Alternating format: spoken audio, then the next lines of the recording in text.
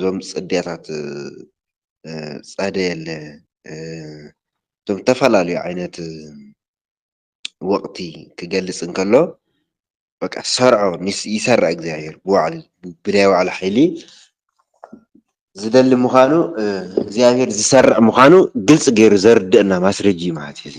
ግልፂ ገይሩ ዘርድአና ማስረጂ ማለት እዩ። ክረምቲ ሓጋይ በዓልቲ ለይቲ እዚኣቶም ብምሎም ብርሃን ፀልማት ናይ ሙቐት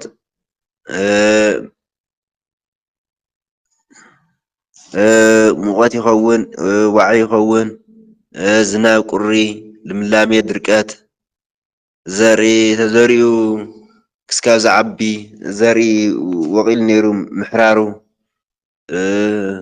እዚኣቶም ዝተፈላለዩ ምስክርነት ዝህቡ ናይ እግዚኣብሔር ምስክርነት ዝህቡ እዮም። እግዚኣብሔር ብባዕሉ ምስክርነት ዝህብሉ ቦታ እዮም እዚኣቶም ብባዕሉ እግዚኣብሔር ክምስክረሎም ዝኽእል ነገራት እዮም እዚኣቶም ማለት እዩ። እግዚኣብሔር ኣሎ እግዚኣብሔር ምህላው ወቕቱ ካብ ወቕቱ ተረዲእና እግዚኣብሔር ከም ዘሎ ንምስክር ማለት እዩ። እግዚኣብሔር እኒአ እዩ ንብል ካብ ፍጥረቱን ካብ ወቕቱን ተረዲእና እዩ ማለት እዩ።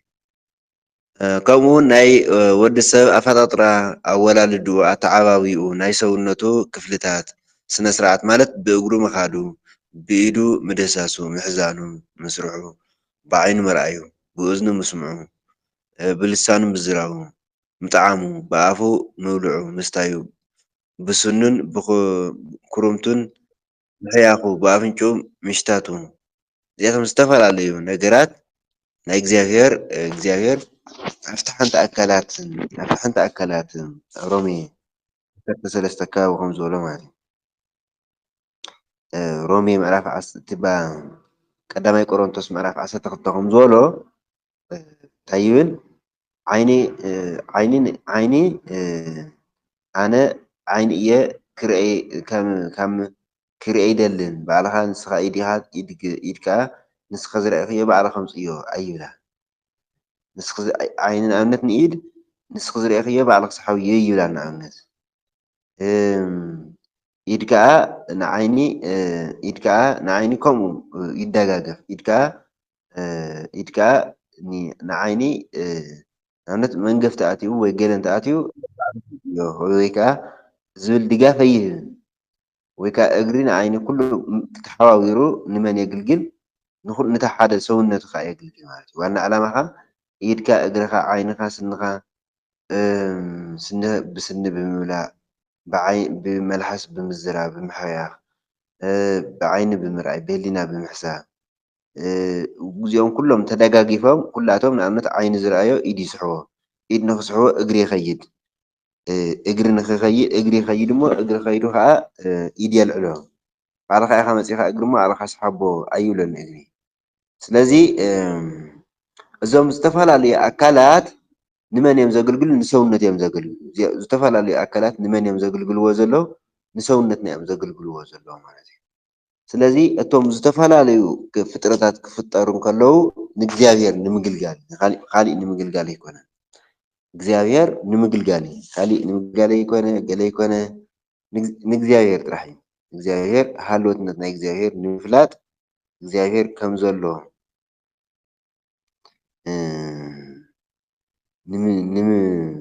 ንምዝንታው ተባሂሉ ዝተዘረበ እዩ ማለት እዩ። እዚኣቶም ኩሎም ተደጋጊፎም ክብሪ ናይ እግዚኣብሔር ዝገልፁ እዮም። ንኣብነት እንታይ ይብል ወካልእ ክብሮም ለከዋክብት ከከው ይሄይስ ማለት ካብ ክብሪ ናብ ክብሪ ኣለ ዝተፈላለየ ዓይነት ክብሪ ኣሎ ዝተፈላለየ ዓይነት ደረጃ ኣሎ። ሰብ ሓደ ብፀባይ ብትዕግስቲ ተኽብረለ ሓደ ብትምህርቲ ተኽብረለ ሓደ ብገንዘቡ ተኽብረለ ሓደ በከያይድኡ ተኽብረለ ሓደ ብዕብየት ተኽብረለ ሓደ ከዓ ሓውካ ብምዃኑ ተኽብረለ ሓደ ከዓ ወላዲኻ ብምዃኑ ተኽብረለ። ስለዚ ወካልእ ክብሮም ለከዋክብት ከከው ይሄይስ ማለት ኮኸብ ካብ ኮኸብ ካብቶም ካልኦት ከዋክብቲ ኮኸብ ካብ ኮኸብ ይሓይሽ እዩ ይበልፅ እዩ።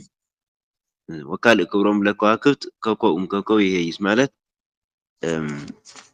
ካብ ከዋክብቲ ካሊእ ኮኸብ ካብ ኮኸብ ከም ዝበልፅ እቲ ሓደ መገልገሊ እግዚኣብሔር ግን ነቶም ፍጥረታት ከከም ክብሮም ገይሩ ፈጢርዎ ንኣብነት ካብ መላእክቲ ንእሽተይ ትሕትካዮ ይብል መዝሙረ ዳዊት መዝሙር 8 ብቐዳማይ ዝረአናዮ ንኣብነት ንሰብ ካብ መላእክቲ ንእሽተይ ትሕት ኣበልካዮ ካብ መላእክቲ እንታይ ገበርካዮ ንሰብ ንእሽተይ ኣትሓትካዮ ካብ መላእክቲ እንታይ ገይርዎ ንሰብ ንእሽተይ ትሕት ኣቢልዎ ካብኡ ካብ መላእክቲ ንመላእክቲ ባዓልቶም ይበላለፁ እዮም ብክብሪ ገሊኦም ናይ እግዚኣብሔር መገልገልቲ ኣለዉ ገሊኦም ካብ ሰማይ ናብ መሬት ዝወርዱ ኣለዉ ገሊኦም ንእሽተያት ፍጥረት ኣለዉ ገሊኦም ዝተፈላለዩ ዓይነት ፍጥረት ኮይኖም እቶም መላእክቲ ባዕሎም ግን ናይ እግዚኣብሔር መገልገልቲ እዮም ማለት እቶም መላእክቲ ባዓልትታቶም ናይ እግዚኣብሔር እንታይ እዮም መገልገልቲ እዮም ማለት እዩ ናይ እግዚኣብሔር እንታይ እዮም መገልገልቲ እዮም ግን እቶም መላእክቲ ባዓልትታቶም ኮይኖም ስለዚ እቲ ሓደ መልአክ ካብቲ ሓደ መልአክ ይበልፅ እዩ ክንብለሉ ንኽእል መንገዲ የለን ባዓልቶም ባዓልቶም እቶም መላእክት ማለት ሓደ ተለኣኸለት ሓደ እቲ ንሓደ ካብቲ ሓደ ተኣለ ሓደ መላእክት ክብሩ ንክብሩ ነንባዓልቶም ነናይ ክብሮም ደረጃ ኣለዎም ባዓልቶም ይፈልጥዎ እዮም ንኣብነት እግዚኣብሔር ሰራዊተ ሚካኤል በበነገዶሙ ወሰራዊተ ገብርኤል በበማሕበሮሙ ግሩማን መላእክት ኪሩቤል ይሴብሑ ሚካኤል ዝሓዞም ነገድ ንበይኖም እዮም ገብርኤል ዝሓዞም ነገድ ንበይኖም እዮም ስራፊኤል ዝሓዞም ነገድ ንበይኖም እዮም እቶም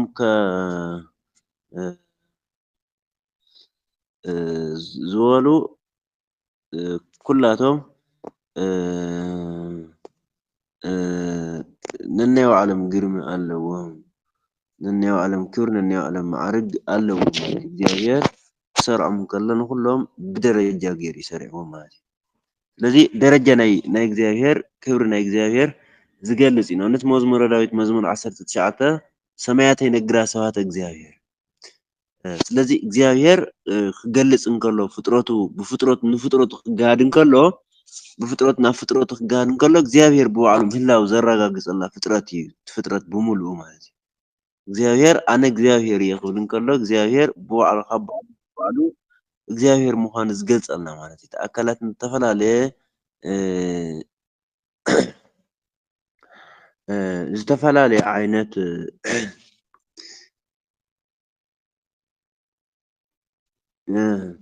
እና ዝተፈላለየ ፍጥረት ከም ዘላ ዘርደና ግን እቶም ዝተፈላለዩ ፍጥረታት ከምቲ ኢድ እግሪ ዓይኒ ስኒ ኩላቶም ነናይ ባዕሎም ደረጃ ዘለዎም ግን ኩላቶም ከዓ ኣብ ኣገልግሎት ዝፅመዱ ኩሉ ፍጡር ንእግዚኣብሔር ምግልጋል እዩ ዝረአ ንእግዚኣብሔር ምግልጋል እዩ ዝረአ ንእግዚኣብሔር ካብ እግዚኣብሔር ወፃኢ ዝነብር ማንም የለን ማንም ፍጡር እምኒ ባዕሉ ንእግዚኣብሔር የመስግን እዩ እምኒ እኮ የመስግን እዩ ንእግዚኣብሔር ሰይጣን ባዕሉ ንእግዚኣብሔር ይልምንዎ እዮም ይፈርሕዎ እኮ እዮም ኣጋንንቲ እኮ ይፈርሕዎ እዮም ማርቆስ ምዕራፍ 5 ቁፅሪ 7 እኮ ለሚንዎም እቶም ኣጋንንቲ ከዓ ኣብ ውሽጢ ሓሰማ ነይሮም ለሚኖሞ እኮ ይብለካ ማርቆስ ምዕራፍ 5 ቁፅሪ 7 እቶም ኣጋንንቲ ባዓልቶም እኮ እንታይ ኢሎሞ ወዲ እግዚኣብሔር ወዲ እግዚኣብሔር ክተጥፈአና ደ መፂኻ ገናይ መዓልቱ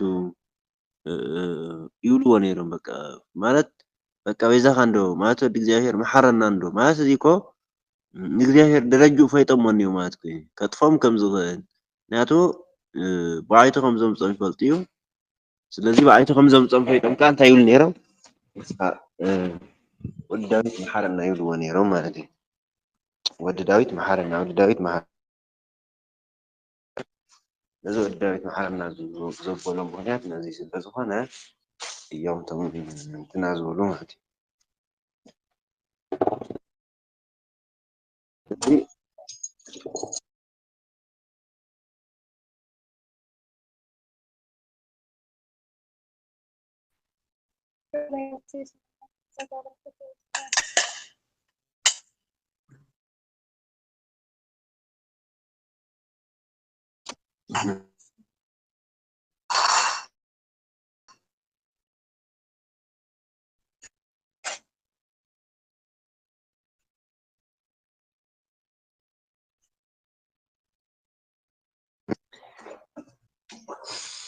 እዩ እና ወዲ ዳዊት ናበሉ ዝልምንዎ ነበሩ ነዚ እዮም ማለት እዩ። ወዲ ዳዊት መሓረና ወዲ ዳዊት መሓረና እናበሉ ዝልምንዎ ነበሩ። ደረጅኡ ስለ ዝፈልጥዎ እግዚኣብሔር ከም ዝኾነ ስለ ዝፈልጥዎ ምክንያቱ ካብ ዘይምንባር ናብ ምንባር ዘምፅኡ እግዚኣብሔር በዓል እዩ።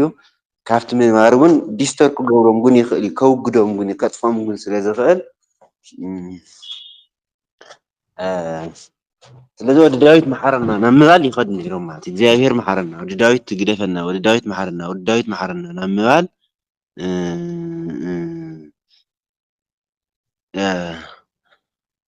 ወዲ ዳዊት መሓረና፣ ወዲ ዳዊት መሓረና እናበሉ ይልምንዎ ነይሮም። ንምንታይ ወዲ ዳዊት እንድሕር ዘይምሒርዎም ናፍታ ናይ ቀደም ነበራት ሲኦል ክልእኾም ይኽእል እዩ ማለት እዩ፣ ክሰዶም ይኽእል እዩ፣ ከጥፎም ይኽእል እዩ፣ ናፍታ ሲኦል ክሰዶም ይኽእል እዩ። ስለዚ ወዲ ዳዊት እንተኢሎሞ ግን ክምሕሮም ከም ዝኾነ እዚ ማለት ናይ እግዚኣብሔር ሃልዎትነት ክምስክረልና ዝኽእል ማለት እዩ። እቶም ሓሰማታት ባዕሎም፣ እቶም ኣጋንንቲ ባዕሎም፣ እቶም ምእማን ባዕሎም በቃ ማለት ሆሳኢና ላይ እኮ መስጊኖሞ ንእግዚኣብሔር ሆሳኢና እኮ እንታይ ኢሎሞ ንእግዚኣብሔር እግዚኣብሔር ስምካ ተመስገነ ይኹን እግዚኣብሔር ኣመስጊኖሞ እኮ ሆሳኢና በኣርያም ሆሳኢና ለወልድ እናበሉ ኣመስጊኖሞ እኮ እግዚኣብሔር ንእግዚኣብሔር ኣመስጊኖሞ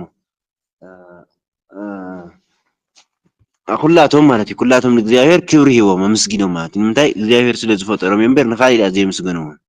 ስለዚ እቶም ንእግዚኣብሔር ከምስግንዎ ዝኽኣልሉ ምክንያት በዚ ምክንያት መሰረት ገይሮም እዮም ማለት እዩ። እና እቲ ናይ እግዚኣብሔር ምስጋና ክወሃብ ዘለዎ እውን ወዲ እግዚኣብሔር ስለ ዝኾነ ባዕሉ እግዚኣብሔር ስለ ዝኾነ እውን ባዕሉ እውን ኣብ ዝተፈላለዩ ቦታታት ኣነ ምስ እግዚኣብሔር ማዕረ ከም ዝኾነ ኣብ ዮሃንስ ምዕራፍ 10 ኣብ ዮሃንስ ምዕራፍ 10 ቁፅሪ 38 ኣብ ዮሃንስ ምዕራፍ 13 ጎይታ ጎይታ ትብሉኒ ነይርኩም ንስኹም ዝኾንኩ ከዓ ጥርቅም ኢለ መምህር መምህር ትብሉኒ ነይርኩም ንስኹም ዝኾንኩ ጥርቅም ኢለ ኢሉ ኣላ። ኣብ ዮሃንስ ምዕራፍ 14 እውን ልብኹም ኣይሸበር ብእግዚኣብሔር እመኑ ብወዲ እግዚኣብሔር እመኑ ናብ ሰማይ ክኸይድ ስፍራ እውን ከዳልወልኩም እየ ኣብኡ ናብኡ ወሲደ ከዓ ከንብረኩም እየ እናበለ እውን ተዛሪብዎም ነይሩ ማለት እዩ። ልብኹም ኣይሸበር ማለት ብእግዚኣብሔር እመኑ ብወዲ እግዚኣብሔር እውን እንታይ ጎሩ እመኑ ታዲያ ክትኮነ የብልኩም ልብኹም ክጭነቕ የብሉን ክሽበር የብሉን ብወዲ እግዚኣብሔር እንተኣሚንኩም እግዚኣብሔር በባዕሉ ከድሕነኩም እዩ።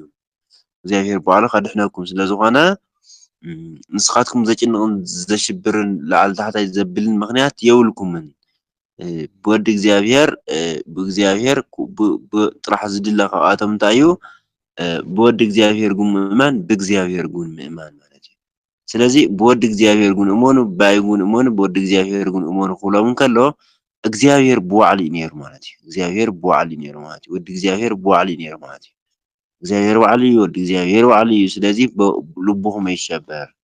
ስለዚ ከምቶም ነንቶማስ ነንቶም ዲሂቃይና ዝብሉ ናይ እግዚኣብሔር ሃልወትነት ዝምስክርሉ ዝነበሩ እግዚኣብሔር ከም ዘሎ ብብዙሕ ማስረጃታት ነረጋግፅ ነርና ኢና ዝበልዎ እግዚኣብሔር ብባዕሉ እግዚኣብሔር ህልው ምዃኑ ዝገልፅ ሃልወት ናይ እግዚኣብሔር ባዕሉ ኣሎ እዩ ኢሎም ዝኣምኑ ዝነበሩ ከምቲ ምንጪ ፍልፍል እዩ ኢሎም ዝኣምኑ ዝነበሩ ናይ እግዚኣብሔር ሃልወትነት ክንምስክረሉን ክርደአሉን ንኽእል በዚ ማለት እዩ። ናይ እግዚኣብሔር ሃልወትነት ናይ እግዚኣብሔር ሃልወትነት እግዚኣብሔር ከም ብምንታይ እንተኢልና ብፍጥረት ኢና ንረጋግፅ ቁፅሪ ሓደን ማለት እዩ። ስለዚ ናይ እግዚኣብሔር ህልውነት እግዚኣብሔር ኣሎ እዩ እኒሀ እዩ እግዚኣብሔር ኣሎ ይርግፅ የለ እዩ ግን ናይ እግዚኣብሔር ህልውና ምንታይ ማስረጂ ነቕርብ እንተኢልና ግን ብፍጥረት ኢና ነቕርብ ማለት እዩ። ፍጥረት ናይ እግዚኣብሔር ፈጣሪ እዩ። ካብኡ ብፍጠራ ሓንቲ ሰራሕቲ ጀበና ሓንቲ ሰራሒት ኣቑሑት ጀበናታት ጀበና ትበሃል እንታይ እዩ ዝበሃል ጀበና ጀበና እንድሕር ባይ ማላፍ ዕትሮ ይኹን ብዝተፈላለየ ሞያተኛ ምዃኑ ሞይኡ ብዝሰርሖ ኢኻ ትፈልጦ ሞይኡ ብዝሰርሖ ማለት እዩ። ንኣብነት ሓደ ማዕፆ ዝሰርሕ እንተኮይኑ ብዙሓት ማዕፆታት ተሰሪሑ ጎበዝ ማዕፆ ሰራሕ ምዃኑ ትፈልጦ ኣለኻ። ስለዚ ማዕፆ ሰራሕ ምዃኑ ምስክርነት ዝሰርሖ ማዕፆ ይኸውን ኣሎ ማለት እዩ። ሓደ ልሳን እንተኮይኑ ልስኑ ትርደአሉ